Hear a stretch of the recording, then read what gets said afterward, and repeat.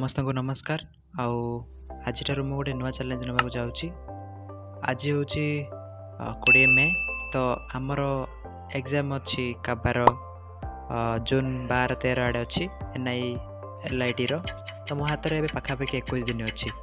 ତ ମୁଁ ଏବେ ଗୋଟେ ଚ୍ୟାଲେଞ୍ଜ ନେଉଛି ଯେ ଏଇ 21 ଦିନ ଭିତରେ ମୋର ଯେତିକ 6ଟା ସବଜେକ୍ଟ ଅଛି IT, Tally, IDWD, ICT, Python, DTP ସବୁ ଯାକର ଲିଷ୍ଟ ବନେଇ ଦେଇଛି। ମୁଁ ଟୋଟାଲ୍ ଚାପ୍ଟର ମେ ବି ପାଖାପାଖି 48 ଖଣ୍ଡେ ଚାପ୍ଟର ଅଛି। ତ ମୋତେ ସବୁଦିନ କେତେ ଚାପ୍ଟର ସାରିବାର ଅଛି, ଆଉ ସବୁ ଜାଗାରେ ମୋତେ ଯେଉଁ ଲିଷ୍ଟ ବନେଇଛି ସେଇଥିରେ ଚେକ୍ କରିବାର ଅଛି, ମାନେ ଟିକ୍ ମାରିବାର ଅଛି ଯେ ହଁ ଆଜି ଏଇଟା ପଢ଼ିଲି, କାଲି ସେଇଟା ପଢ଼ିଲି।